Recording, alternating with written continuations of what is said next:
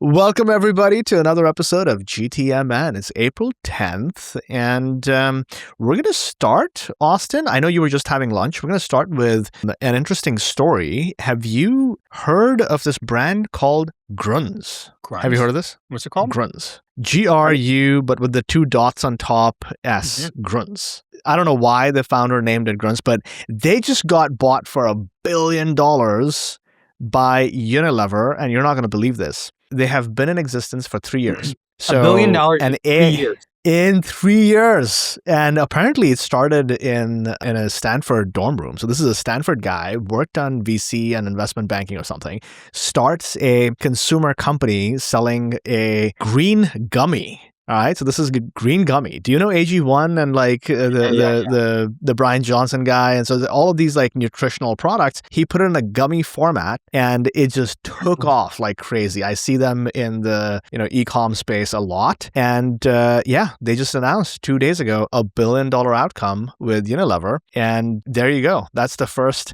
They're not like a one-person $1 billion company, but like very unexpected that you would see $1 billion outcome in 3 years. Like I don't think I've ever heard that in CPG land, but just amazing news for that whole ecosystem. Yeah, just put that in perspective. Like, I don't know what the founder has, but like, let's say he has even 20%, 30% of the company. Like, you're making a couple $100 million in 3 years. That's insane. Yep. That is insane. Yep.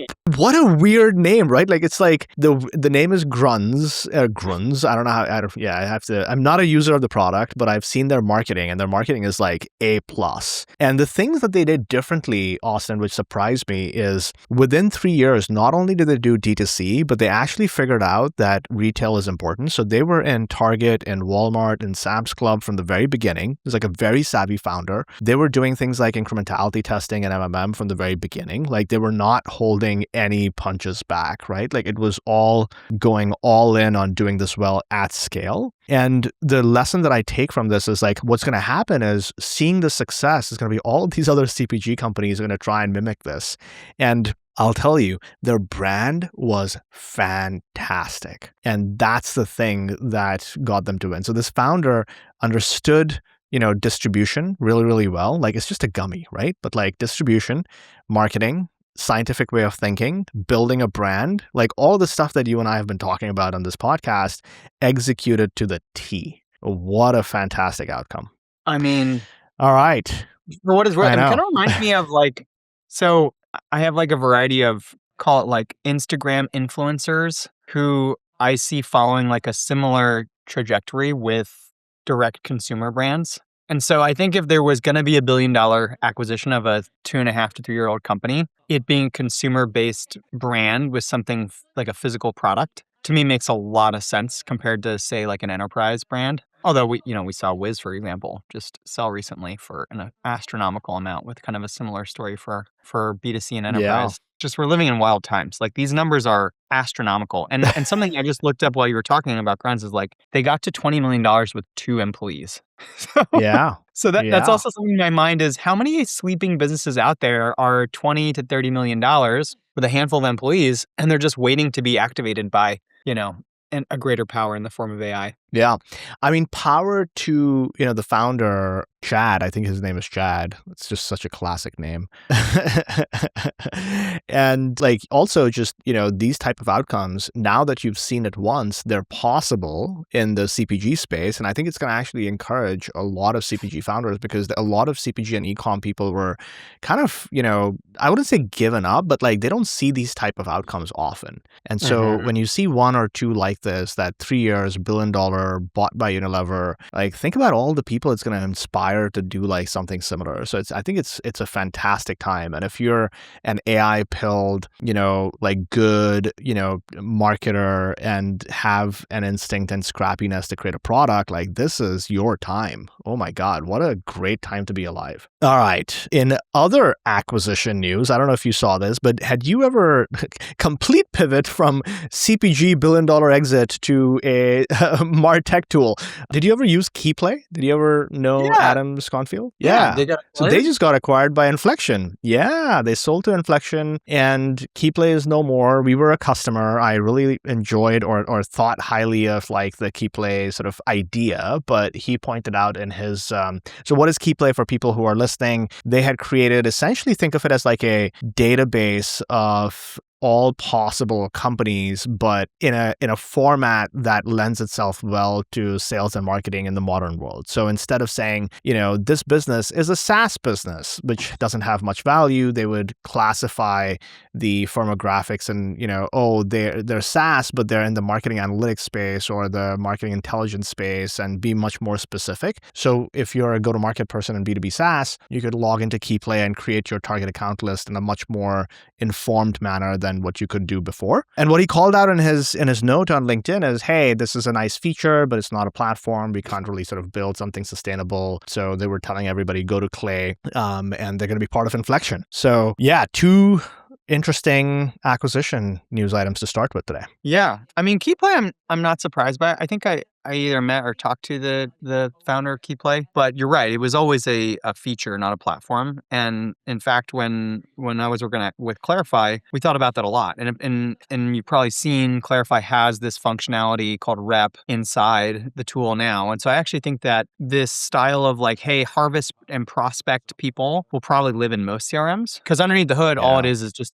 a big layer of enrichment providers that are providing data for you. And it's getting more and more competitive, which means it's becoming easier and easier for other people to aggregate this data. Even at, like a company like A2B, who I'm consulting with right now, we have a version of this problem, which is like, we want to create our TAM for freight. And so we want to do that internally though, not even within our CRM. So the underlying data pieces to create these things are becoming easier and easier to find. The last 6 months of building with Claude have showed us that something like Keyplay is actually really, really easy to build if you go buy the data directly from a vendor, because it's just like a search and embedding feature right on top. Totally. So I'm totally not surprised. I think that if they had probably started that business in the last year, they would have pivoted and tried something different. But just based on when they started, which was 2 to 3 years ago, AI wasn't quite good enough yet to completely build something like this on your own. Now I think that's totally changed. So good for them for getting an outcome. Indeed. And, on your point about Clarify, so Clarify is a CRM. It's an AI native CRM. I'm a user. Austin obviously sort of was very closely associated and a founder there. And they launched a new feature which I used. So this is called a Lead Finder. And what I did in Lead Finder last week or this week, actually yesterday, was mind blowing for me, is I just had a natural language query that said, hey, find me all heads of growth at AI companies like Gamma and Cursor and what have you. And it found 35, people. And that whole exercise previously would have been me opening up Clay or opening up Claude Code or whatever. And now it's literally in the CRM and it's saved as a list. And I can, I'm not going to cold email them, but that's, now my next step is finding the right people that I'm connected to, common connections into those people, find intros and get, warm intros in that process. I'm giving away my playbook here, but that whole process used to be so much more complicated.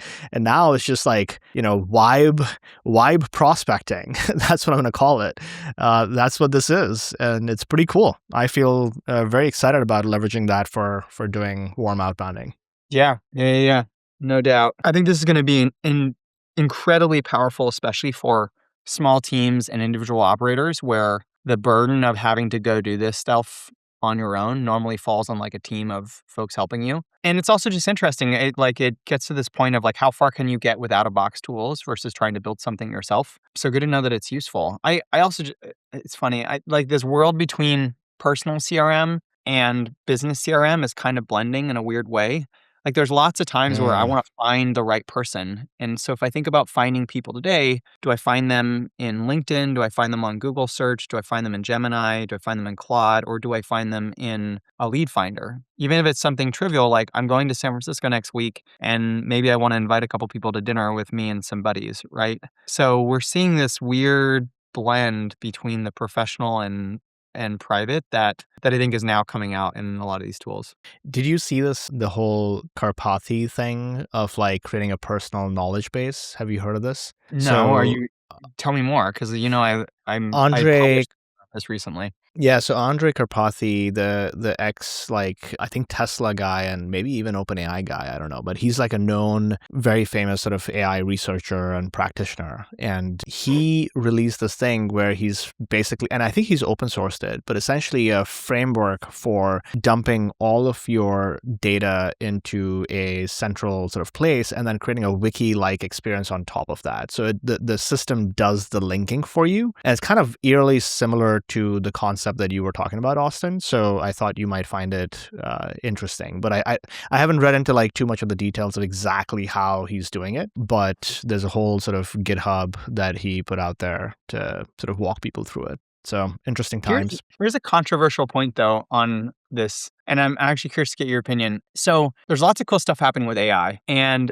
I think like we're getting more and more samples and examples of AI usage out in the world. But my perspective is like a lot of the examples that exist are actually like really, to be honest. Like this is no diss on people creating stuff, but like I've downloaded skills that people have put online in HubSpot or on GitHub. And a lot of times you can just tell it's like, okay, this was just the output of like them working on something. And they kind of just said, anonymize this so I can upload it or whatever. And I don't think that's not useful. I think for a lot of people that is probably better than starting from ground zero. But like the really cool stuff, like the stuff that would totally change your life, I don't think is being published right now. And I think the reason is because smart people know that there's arbitrage. And have you?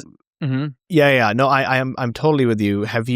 Do you follow the other Austin Lau from Anthropic? Have you heard of this name? Oh, I mean, I know of Austin. I'm not an X, Pranav. You got to remember, I'm not an Xer. But no, he's on LinkedIn too.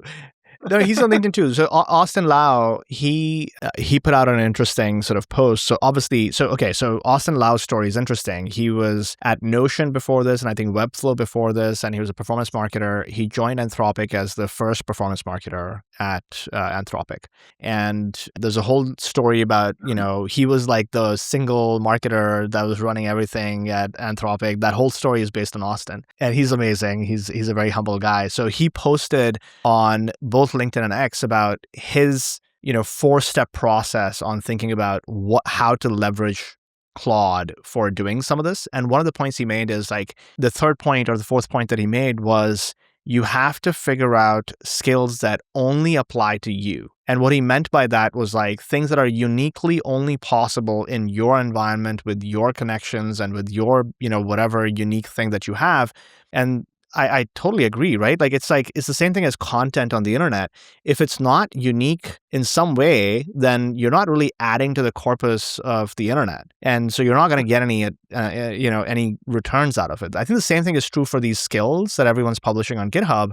If you just prompt Claude to create a skill and then you're like publishing it, like anybody can do that. There's no value in that. So the real value is like more personalized. And I think that's where things are going to go. And then, okay, one more interesting one. I've coined a new term called fast software. Have you heard of this? Did I talk to you about it? So just like you have fast fashion, I think you're going to have fast software. It's use and throw. There's going to be lots of use and throw. And, there's going to be lots of these skills online. It's kind of like those online courses, right? There's tons of online courses, but there's very few who are actually good and sustainable. Plug for Austin's new Claude course, because I think that is going to last a long time. But that's my take on this whole thing. There's going to be lots of like use and throw type of skills or software or plugins that get created, but most of them are not going to last a long time. Well, like case in point to one thing. So on the Claude course, we were actually changing directions because we got so much interest from people basically having privatized sessions, meaning like, hey, I don't want to take a course. I want you to come and like teach me, but help me build the things that will make my team successful. So this is exactly what you're saying before, which is like generalized lessons is not enough. People actually want to build bespoke skills, memories, and kind of hubs for their teams to operate out of. And because it's so specific to your stack and your preferences and the history of the company and where you're going, a generalized skill that I put on a hub is like not really useful. Another example would be like, I'm doing, again, some work with A to B. And one of the mandates that I've had internally is like, I want us to be able to produce a campaign in HubSpot in less than a day because, there's reactive marketing and then there's proactive marketing. If you can't do reactive marketing very well, like when people from the organization ask you for things, you can't build trust. And so if a stakeholder in the organization comes and says, hey, I have an idea that's going to help me achieve my goal and I need your help running this thing in HubSpot, it can't take 5 days, 7 days, a week, 2 weeks or whatever. And I actually think that is like the operating rhythm for a lot of marketing teams is like, you get a request, it gets prioritized, somebody has to work on it and do it. And so the mandate was like, no, let's try to solve this single shot with HubSpot because I'm convinced that actually the thing that slows us all down is because we don't have enough context because people haven't done their work to conceptualize the campaign and put all the details on paper. If they were to do that, I'm pretty sure HubSpot can upload a list. I'm pretty sure HubSpot can do an exclusion. I'm pretty sure HubSpot can create the HTML. I'm pretty sure HubSpot can pull the Figma design in. So the actual administrative work of doing the thing shouldn't take more than a day. And so I built this skill internally. And now I'm trying to figure out like, well, how do I take this skill and kind of share it with the rest of the team? The problem is I built it like very specific to how I would do it. Like, hey, I have a linear API personal token to go get the linear comment. I have my own preferences for how I talk on linear and how I push back on certain people and ask for more. Once I have the linear ticket, I have my personal API token to go get the Figma designs and my personal HubSpot app to go perform the actions on HubSpot. So I could take all these things and put them into an environmental variable for people to like load in their own tokens or whatever. But it's still like a reflection of me operating this process the way that I designed it and intended it to. So like if I were to go to give it to somebody, I think they could probably recreate it, but the question is with what amount of efficiency? And so what I actually think we're kind of going to evolve to is there's going to be modular skills that like perform specific actions. And then there's going to be meta skills that kind of like operate how you want. And so for example, in my A2B marketing hub, I might put the skills for create a landing page, create a HubSpot campaign, upload a list, get linear tickets. Like I might make these very generic things, these building blocks so that people don't have to go build them themselves. But ultimately those things are not going to work as well unless you kind of sit down, pull them in and say, hey, now I'm thinking about my workflow. I get on the computer at 9 and I want to be able to do this. And like, let me be creative about designing a skill that performs a variety of actions for me. The other example that I talked about recently with a team is this idea of like the start day or the linear triage or the end of day wrap up. It's like taking how you operate and putting them into a framework so that it can repeat that for you. Like that's where the magic happens. And you would have to like take out all the magic to be able to share it, which is again the reason why I think like a lot of the shareable assets online are just kind of fluff. Very well said. Very well said. All right, we're going to pivot a little bit to a couple of other news items here. One is I feel like Salesforce has finally cracked the nut on Slack. And the reason I say that is I don't know if you saw the news, but they essentially have launched Slack as the front end for all of Salesforce. And essentially, you can think about using your, entire CRM from within Slack, which I think is like a game changer for their adoption and growth going forward. And it lends itself so well to Agentforce and AI because that's the natural sort of environment. So I think they finally figured out how to take Slack and make it embedded with Salesforce. And I'm foreseeing some great growth for them in the coming quarters. Oh my gosh. I mean, such a long time coming. I haven't seen what you're talking about yet, but like I think there's this flywheel that's happening right now in a lot of high growth startups where you are doing your work in Slack. Artifacts are in Slack. Slacks have channels and threads. You often have Slack Connect channels with your customers and prospects, which are opportunities and deals and companies in Salesforce, which then have threads. The thing that's missing though, and where I think like, Salesforce want to go baller, they should go acquire Linear. Because now you have the holy trifecta. You have Slack conversations, customer conversations, you have your customer CRM, and all you got to do is connect that to work.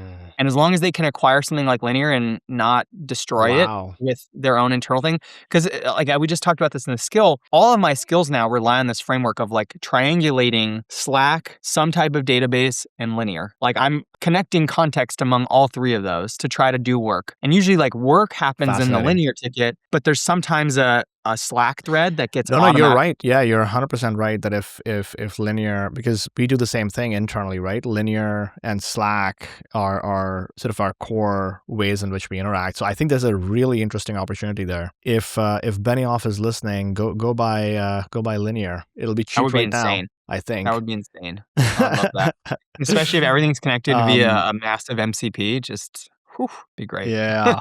Yeah.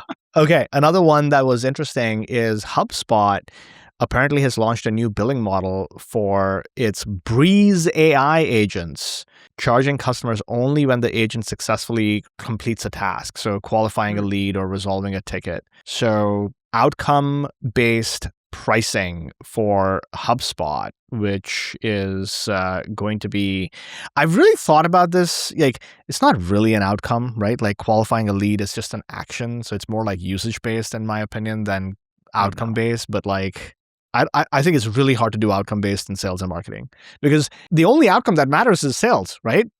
So what? Like an agent is going to sell? No, that's not happening. Well, I mean, so look, on resolving a lead, okay, makes sense if you can justify that not all these actions are just like an API call to the old Clearbit API, right? If you have a distinct market or TAM and the agent has to go do web fetch and merge that with Clearbit data and do some other stuff, and that process is actually pretty intensive, economically, it may actually be better to just pay HubSpot for an action or an outcome because the alternative, like running this thing in sequence, may be more expensive, especially if you're paying on Anthropic tokens. But again, we get to the point of like, what actually is financially better? Like, do you design this thing with, Claude to run in the cloud? And is that less expensive paying for Anthropic tokens? Or is it less expensive having HubSpot do it inside your CRM already? Like, I don't know. But then customer support is kind of the same way. Like, okay, if you have a really lightweight ticketing system and people ask like one question and all it does is look through your repository and answer it and that resolves it, okay, probably bad pricing for you. If you have the most insane customers who ask millions of questions that are really complicated and it has to go back and forth 10, 15 times to resolve a problem, I don't know. Economically, it may actually be better to just pay for HubSpot to do it if it's an outcome-based model. So it all depends on like the complexity. And I think if you have a very complex business doing these things, I think this could be like an arbitrage moment where you're like, okay, well, the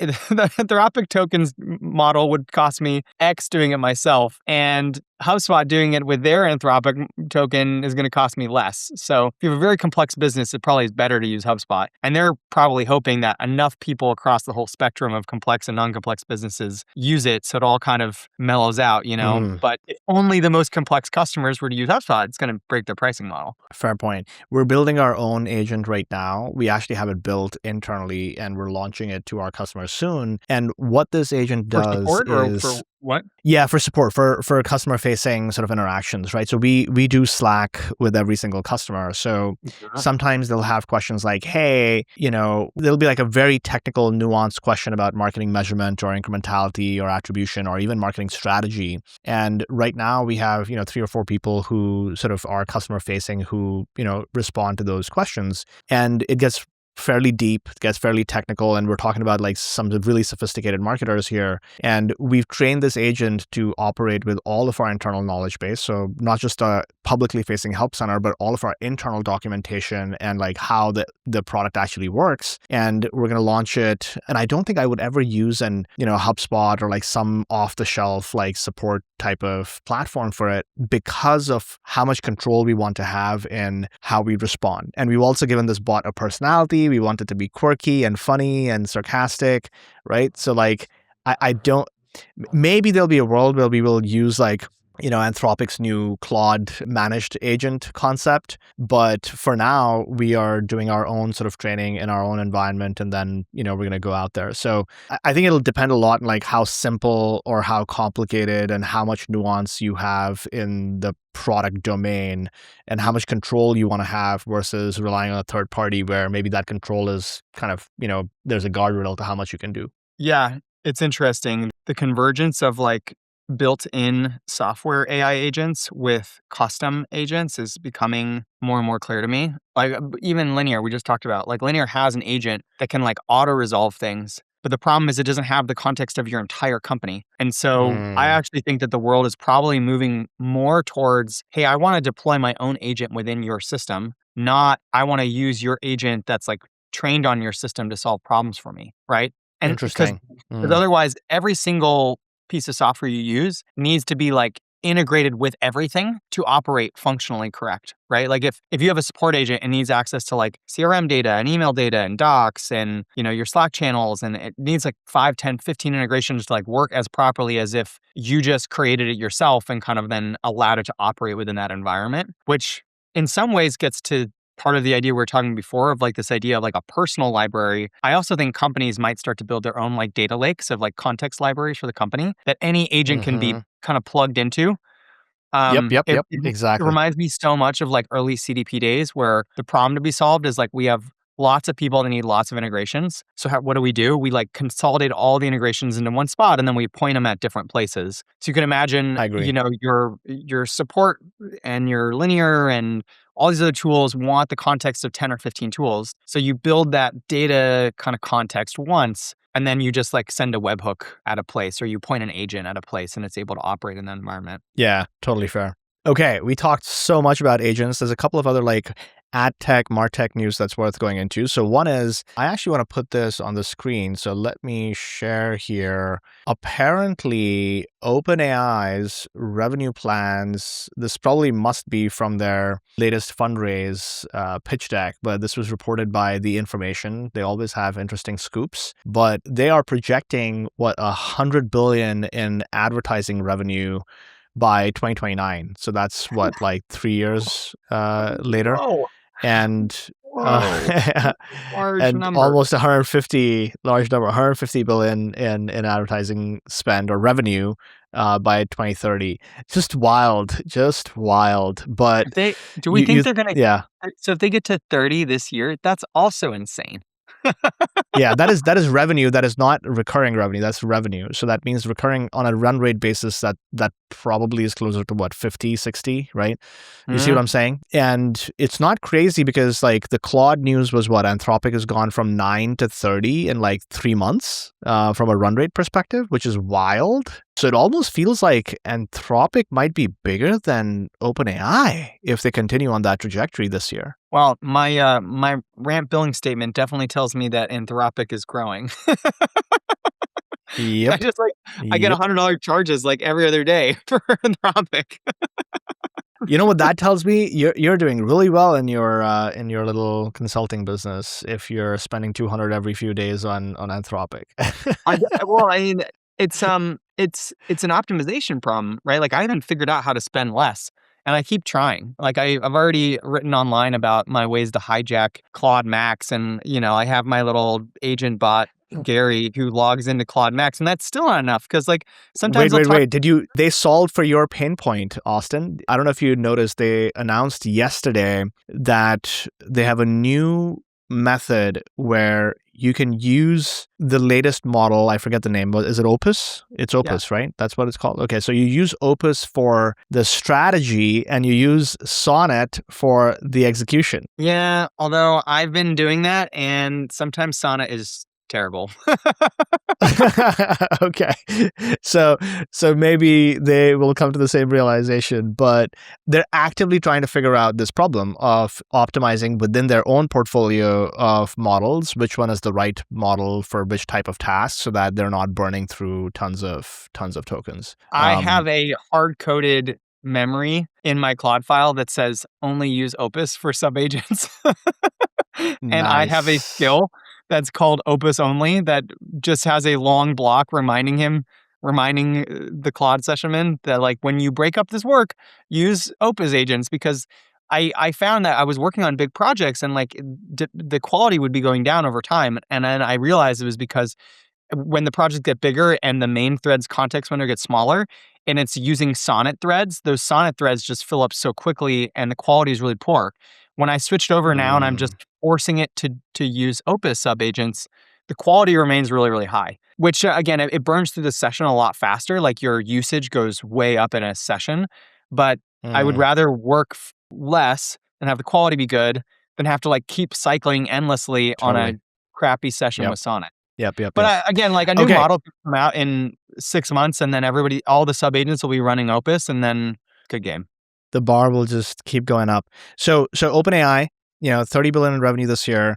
they finally are launching their self-service ad platform for ChatGPT apparently this week. So if you're an advertiser, you finally have self-serve coming either this week. I don't know if it's like generally available. I'll go check that out after the recording. And then other news. Okay. Is it $200 for the self-serve or no? Who knows? They'll probably put out a news article about it, but I do think that they're going to have to get rid of that limit if they want to hit their revenue targets. Like most of the SMB advertisers. Should we start some advertising on? Should we go try it this weekend and see if we can? Oh, let's try it. Let's try it for GTMN. I like this. Yeah. Do some fun testing. Okay, we'll do that. We'll report back. We'll see if it's like available. That's a good idea, Austin. We should do like more stuff in practice through this podcast and use that to kind of share some skills and lessons. Okay, this one was interesting. So apparently Gemini has overtaken Perplexity as the number one referral source to websites. So ChatGPT is number one. And now Gemini is number two, and Perplexity used to be number two. First, I was surprised that Perplexity was that high, but maybe that makes sense because Claude is not really consumer. Like it doesn't do much for non-paid users. Maybe at least doesn't have a brand recognition in the consumer space. So yeah, Gemini is doing really well. And here's a sad recognition: I removed ChatGPT from my mobile home screen, and it's all just Claude and Gemini this week. So I can believe that. I mean, I've been with you since January. I technically have it on my phone and on my computer, but I hardly ever use it. And I think we'll see more people kind of gravitating towards one. Can we talk about Perplexity for a second? Like I've never used Perplexity. Yes. Dude, they went from 300 million to 400 million, some crazy number in 1 month after their new Perplexity computer released. So $100 million growth in a month. They figured something out. When should I be using Perplexity, in your opinion? I have no clue because I don't use it either. But Perplexity Computer, the idea behind Perplexity Computer is basically it's a managed OpenClaw. That's the pitch, and we should really try it. We should really try it because the promise is very compelling. And yeah, you just, it's basically giving you a virtual environment to run an OpenClaw type of. Stuff. That is pretty cool. Connects to your apps. Okay. Wow.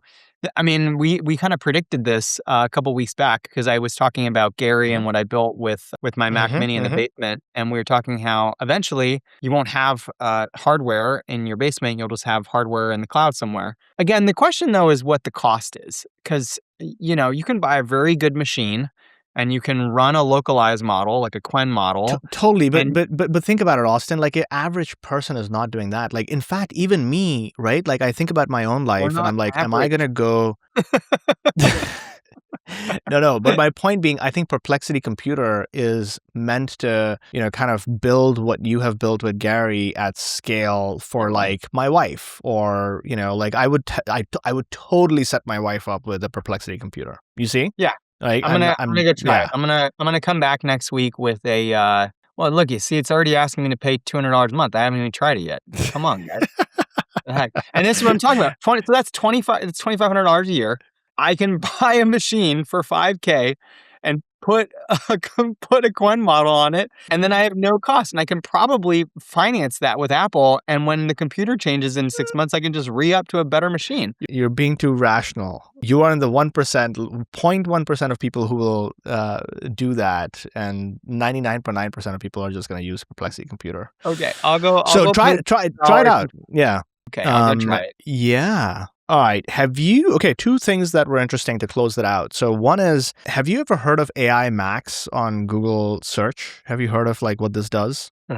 So there used to be Performance Max. Now there's a thing called AI Max. It's been around for a while, but I think they've just kind of gone GA and launched sort of publicly to everybody. And what this is doing is it's using LLM to autonomously generate and customize text ad copy. So this used to be in beta, now is generally available. And so instead of like you having to, create copy for your search ads, you're essentially just giving a group of, a general loose-like domain of searches and intent, and then letting AI Max generate copy that's relevant for your brand against those, target keywords that are relevant for your brand. So you're literally just handing over all of the logic to Google. You figure out what the right queries are.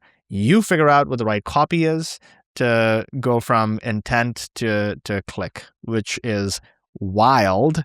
And they report a 14% average conversion lift for accounts that are transitioning to AI Max, signaling the end of exact match copy strategies. Yeah. Wild though. If so there's advantage to people using it now, but what happens if all businesses are using this? Then Google's competing with itself, and then everything kind of goes back to baseline? That's a very good point. It's a very good point. Yeah, because how will they make... I think what then happens is, and this is my takeaway, there must be something about how you're going to instruct Performance Max. I should go play around with to AI Max and see what controls. So the marketer must still have controls about the tone, the style, the stuff that you feed it for it to then do the copy generation. So it's more about the prompting, right? And so what prompts, what brand voice are you giving to AI Max? And in my opinion, I think it'll come back to the same thing. It's not giving up full control, but how you prompt. And if you're not a good prompter, you're not going to have any competitive edge in the auction. Yeah. Yeah. I mean, there's always going to be losers, right? There's always going to be people who don't perform as well because they don't follow the instructions or whatever. But in a perfect market, all players would be using this, and they would all have the same kind of ability to create a prompt or create a tone doc or whatever. All businesses have the ability to do that. So kind of the advantage goes to companies who have more information because the model can just do more with it, or for companies that are just starting and actually provide something new or novel that the AI model can optimize against. But imagine you have two businesses that are the same, been around at the same time, kind of different tones. You would expect that the bidding would actually be somewhat competitive for both of them, and so it would just be the same. And it gets me thinking around does Google eventually have pay to play? Oh well, you get a better model, or we prioritize the outputs if you pay more, or if you have a bigger budget. I mean, it basically just comes down to the bid amount that you agree to, right? If you bid more, you just get more. It's you just have to pay more. Okay, last one before we close this out, or maybe we have a session on other stuff that's happening. Apparently, Amazon and Samsung have launched a new type of TV ad that is a remote purchasable ad. So imagine you're watching, Prime Video on a Samsung TV, or even Netflix on a Samsung TV, and you now have the option for a one-click add to your Amazon cart that's going to launch in this summer. So you're just watching stuff and you have a button or whatever on Samsung TVs, and you just hit that button and it goes straight to your Amazon cart. I think it's kind of genius. I'm stoked for that in a weird way because I'm just excited to see what it thinks I want. And also where it could be really good is if it tracks inventory for things that you buy really frequently. And if you're not an auto purchaser, you don't have the subscribe and save turn on, it's just showing you things that it knows that you need to buy. And you're sitting there at dinner watching TV, you're oh yeah, we need more toilet paper. Just click it. And now it's in your cart and you don't have to worry about it. To me, that feels genius. That's pretty cool. And it makes sense. And if this works, they're going to go and partner with every, smart TV provider, except maybe Apple. Apple's the one that's not going to let them do it. Put a physical button on a remote that says add to Amazon. But yeah, cool launch. And it's very full loop, right? You can see the ad, you can see the add to cart, you can see the transactions. So the measurement is pretty darn good, I think. Yeah, I'm excited for also sometimes in Amazon they give you recommended items that are clearly from Instagram and they're all bizarre. One of them there's a wrestling suit that got recommended to me, and I literally took a screenshot of it and sent it to my friends. I was do I buy this? Or a really bizarre pillow, God. So I'm excited for that to just start showing up on the screen. All right. That was all of the go-to-market news for this week. Was there anything else that's top of mind for you, Austin? What are you reading or ruminating about these days? Wow, rumination. What have I been reading lately? Well, I'm actually rereading All Quiet on the Western Front. That came out as a centennial book. I'm a member of Book of the Month. Have you heard of that service? No. Called BOTM, Book of the Month. And you pay for a monthly subscription, and each month they come out with new books that you can pick from, and then they're delivered to your house, and they accrue. So if you don't like the books that month, you can just get more later when you do like the books. But they're doing like a 100-year centennial thing where they're like republishing books that are 100 years old. And so I'm rereading that. And then I also am going to be reading The NVIDIA Way, which I've heard is amazing. Oh, I haven't read either of these, so I need to. Book of the month. This sounds great. And these are physical books. They just ship it to you. This is great. They're physical books. And the good thing for folks like you and I is they're mostly geared towards teenage women. So it's like perfect for our reading level. They always have like neither of the books that you recommended. Oh, interesting. Witches, okay. Like books about witches fighting and stuff. And I'm like, I'm here for it. I read so much AI docs during the day that witch romance is totally fine for the evening.